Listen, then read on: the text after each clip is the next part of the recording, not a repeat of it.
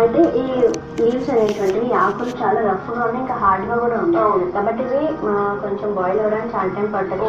అందుకని మనం మొదలే నీళ్ళలోనే వేసేసి తుంపేసేయచ్చు. ఒక 4 నుంచి 5 లేత ఆకులను కూడా తీసుకోవచ్చు మనం. ఇట్లా మీకు ఒకటి బాగుంటుంది నుంచి చూసారా, ఇలా లేత ఆకులు మనం తీసుకున్నట్లయితే దాని యొక్క ప్రయోజనాలు అధికంగా ఉంటాయి.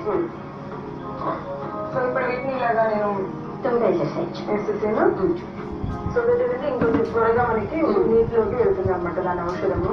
దీన్ని మనం ఇట్లా కొంచెం రుబ్బుకొని పేస్ట్ లాగా చేసి కూడా మనం మరిగించుకోవచ్చు. దానివల్ల కూడా మనకు సేమ్ ప్రయోజనాలు కలుగుతాయి.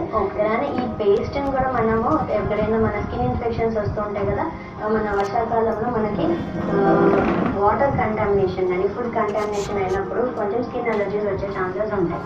సో అలాంటప్పుడు ఈ పేస్ట్ ని మనం లోకల్ గా అప్లై చేసినా కూడా అలాంటి ఇన్ఫెక్షన్స్ అనేది తగ్గిపోతాయి. ఓకే, సో ఇలాగా ఇంటర్నల్ గా వాడచ్చు, ఎక్స్టర్నల్ గా కూడా వాడచ్చు. సూపర్. సో చూస్తున్నారు కదా, ఇప్పుడు మనం పారిజాత ఆకుల్ని గిన్నెలో వేసుకొని మరిగించడం జరుగుతుంది అనమాట. ఇది మరగడానికి కొద్దిగా టైం పడుతుంది అని అన్నారు కాబట్టి మరి మరిగేంత వరకు అంటే ఒక 2 గ్లాసులు కాస్త ఒక గ్లాస్ వచ్చేంత వరకు కూడా మనం మరిగించుకుందాం. సో మరి వెయిట్ చేద్దాం అన్నాం కదా, ఇక్కడ మనం ఆల్మోస్ట్ 1 గ్లాస్ వచ్చిందనమాట. మీరు చూసినట్లయితే ఇక్కడ కలర్ కూడా ఏంటంటే మనకి light green colour, water light green colour లాగా అయ్యాయి. సో కాబట్టి ఇప్పుడు స్టవ్ ఆఫ్ చేసేసుకున్నాము. స్టవ్ ఆఫ్ చేసేసుకొని గ్యాస్లో పోసేసుకున్నాం.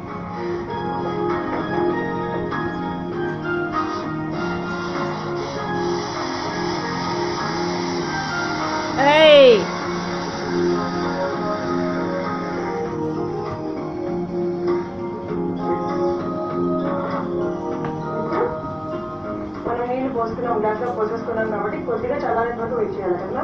ఒక 2 minutes కొంచెం చల్లారని కలుపుకుంటే ఆ తర్వాత కొంచెం తేనె కలుపుకొని మనం తీసేసుకోవచ్చు అన్నమాట. సో ఇది కొంచెం చల్లారింది కాబట్టి మనం కొంచెం ఒక 1 స్పూన్ తేనె కలుపుకొని తీసేసుకోవచ్చు అనమాట. ఇది ఉదయం సాయంత్రం ఇంత కప్పు మోతాదులో తీసుకున్నట్లయితే అధికంగా వాత దోషం వల్ల వచ్చేటువంటి నొప్పులు, అలానే కీళ్ళ నొప్పులు, కీళ్ళ వాతాలు, కాన్స్టిపేషన్ ఏదైతే ఉందో వాతానికి సంబంధించిన అన్ని వ్యాధులకి కూడా ఇది చక్కటి పరిష్కారం. సో మార్నింగ్ ఈవినింగ్ ఇలా ఒక కనీసం 20 నుంచి 30 రోజుల వరకు మనం కంటిన్యూస్గా వాడచ్చు. లేదా క్యాన్సర్ బారిన పడిన వాళ్ళు కూడా ఇలాంటి ఆ కషాయాలని వాళ్ళ లిస్టులో పెట్టుకుంటున్నారు. అంటే ఒకరోజు పారిజాత కషాయం, ఒకరోజు బిల్వాకుల కషాయం, ఒకరోజు నిమ్మకాయ ఆకుల కషాయం ఇలా. అయితే వాళ్ళకి రోగనిరోధక శక్తి పెంచుతుంది, అలానే క్యాన్సర్ ముదురు కూడా మనకి నియంత్రిస్తుంది. Okay, so super. ఇప్పుడైతే మనకి కొద్దిగా చల్లని కాబట్టి తేనె కూడా వేసేస్తున్నాము. ఒక 1 స్పూన్ తేనె తీసుకుని వేసుకున్నాం.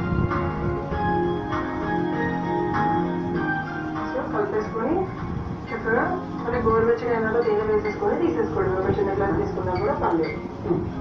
ఈ ఆకులని 1-2 ఆకులు మనకు వచ్చాయి తాగేటప్పుడు నాలుగులో ఏమైనా ప్రాబ్లం అనిపిస్తుంది అంటే కూడా ఏం ప్రాబ్లం లేదు, తినేసేయచ్చు.